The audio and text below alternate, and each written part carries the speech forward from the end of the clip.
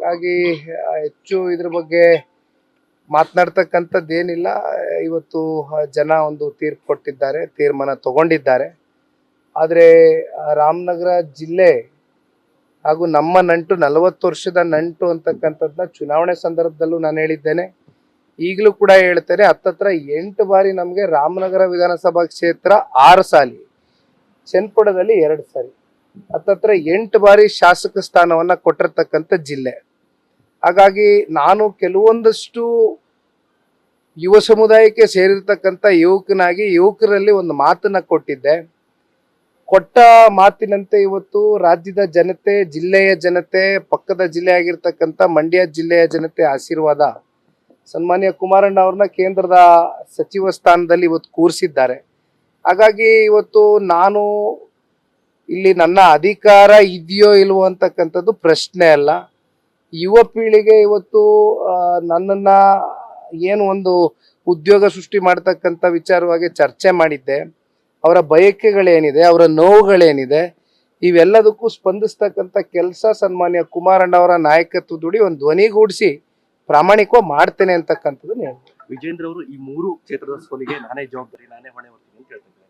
ಚನ್ನಪಟ್ಟಣ ಸೋಲಿಗೆ JDS ಏನಾದ್ರು ಹೊಣೆ ಹೊರ್ತೀರಾ? ಹೀಗೆ ಈ ಸಾಮಾನ್ಯವಾಗಿ ಒಂದು ಪಕ್ಷದ ರಾಜ್ಯಾಧ್ಯಕ್ಷರು ಯಾವುದೇ ಚುನಾವಣೆಯ ಗೆಲುವು ಸೋಲು ಎಲ್ಲ ಕ್ರೆಡಿಟ್ಸು ಅಥವಾ ಸೋತಂತ ಸಂದರ್ಭದಲ್ಲಿ ಆತ್ಮವಿಮರ್ಶೆಯನ್ನ ಮಾಡ್ಕೊಳ್ತಕ್ಕಂಥದ್ದು ಸರ್ವೇ ಸಾಮಾನ್ಯ.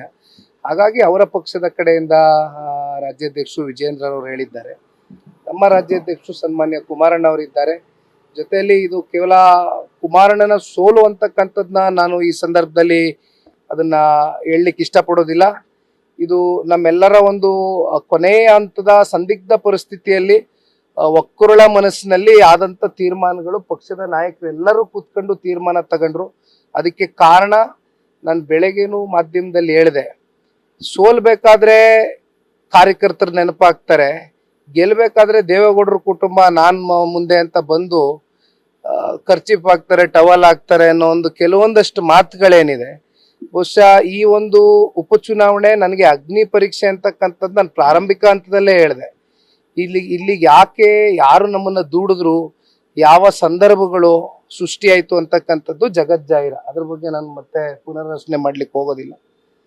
ಆದ್ರೆ ಎಲ್ಲವೂ ಆಗೋಗಿದೆ. ಅಂತಿಮವಾಗಿ ಪಕ್ಷದ ನಮ್ಮ ಕಾರ್ಯಕರ್ತರು, ಬರೀ ನಮ್ಮ ಚನ್ನಪಟ್ಟಣ ತಾಲೂಕಿನ ಕಾರ್ಯಕರ್ತರು ಅಂತಕ್ಕಂಥದ್ದಲ್ಲ, ಇಡೀ ರಾಜ್ಯಾದ್ಯಂತ ಇವತ್ತು ನಮ್ಮ ರಾಜ್ಯ ಮಟ್ಟದ ಎಲ್ಲ ಮಾಜಿ ಶಾಸಕರು, ಮಾಜಿ ಸಚಿವರು, ಶಾಸಕರು ಜೊತೆಯಲ್ಲಿ ಮಂಡ್ಯ ಜಿಲ್ಲೆ ಒಂದು ವಿಶೇಷವಾದಂಥ ಜಿಲ್ಲೆ.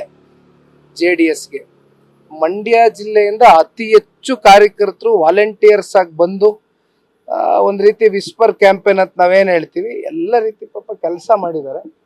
ಆದರೆ ಕಾರಣಾಂತರಗಳಿಂದ ಇವತ್ತು ಸೋಲನ್ನು ಕಂಡಿದ್ದೇವೆ, ತಲೆಬಾಗ್ತೇವೆ. ಮುಂದಿನ ದಿನಗಳಲ್ಲಿ ಜಿಲ್ಲೆಯ ಜನತೆಯ ಒಂದು ಅಭಿವೃದ್ಧಿಗೋಸ್ಕರ ಹಿಂದಿನ ದುಡಿಮೆ ಮಾಡ್ಕೊಂಡ್ ಬಂದಿದ್ದೀವಿ. ಅದಕ್ಕಿಂತ ಒಂದು ಹೆಜ್ಜೆ ಮುಂದೆ ಹೋಗಿ ಕೆಲಸ ಮಾಡಿ